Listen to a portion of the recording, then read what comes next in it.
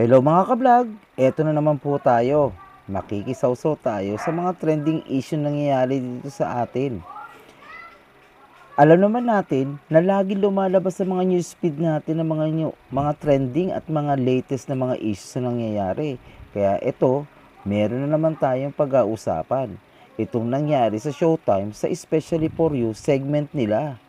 Ang pangyayaring ito ay about doon sa akma daw paghahalik ng isang lalaki sa isang searchy na babae. Tignan nyo mga makablog kung ano ba talaga ang totoo at hindi. Ayan ang isa pang anggulo. Pagmasdan nyo mabuti, hindi naman siya hahalik sa lips o sa pisngi ng isang babae kasi lumampas yung ulo niya. Nagsasabi ba ng totoo ang lalaki? Ito pang isang anggulo. Sa palagay nyo mga kablog, nagsasabi ba ng totoo si Axel Cruz? Panoorin natin ang kanyang explanation. Hello guys, ako nga pala si Axel. I just want to clarify lang sana yung nangyari kahapon sa segment ng Showtime, yung Especially For You. Kasi ito yun, yung syempre hindi ako napili. Lalapit na ako kay Christine, syempre si Christine nakaamba na yung kamay niya na appear. Ginawa ko, nakipag-appear ako sa kanya, tapos hinawakan ko yung kamay niya. Ang bala ko talaga sana ay bro code. Yung bro code na yun, yung shake hand, after na shake hands, yung didikit yung balikat sa balikat, tapos tap sa likod yung kamay. For comfort, ganun. Kung, kunyari, may kakilala kayo, may kaibigan kayo, ganun. Eh, sa akin, mali ko kasi, hindi ko naman siya kasi kilala. Pero, ganun talaga kasi yung parang nakasanayan ko sa amin mga magtutropa. After nun, yung pagkaano ko ng top niya, ang mali lang kasi dun, yung sa angle ng cam. Ang kala kasi, hahalikan ko siya. Hindi ko intensyong halikan si Christine. Ang gusto ko lang talaga yung bro code. Tapos, syempre hindi siya comfortable sa bangkuhan niya nung oras na yun. Kasi mali talaga yung bangko. Kailangan mo talaga yumuko para mapalapit sa kanya. Ang ano kasi dun, kala sa angle ng cam, hahalikan mo siya.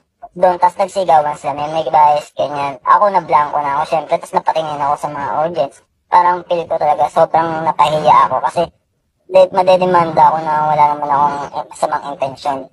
Tapos ayun, yung feel na gusto kong mag-walk out o kaya umiyak na lang, ganyan. Pero hindi ko ginawa.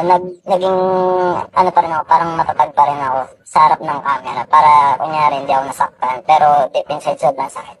Uulitin ko po, hindi ko po talaga ahalikan si Christine ng time na yun. Walang nakawang halikan. Naganap, wala po.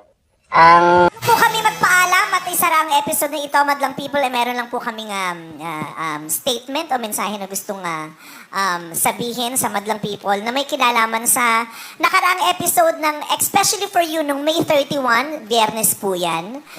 Ang aming pong reaksyon kung bakit namin siya kinall out ay base sa nakita ng aming mga mata na reaction din ni Christine sa ikinilos ni Axel. Sa palagay nyo mga ka-vlog, bakit binawi ni Meme Vice ang kanyang public apology?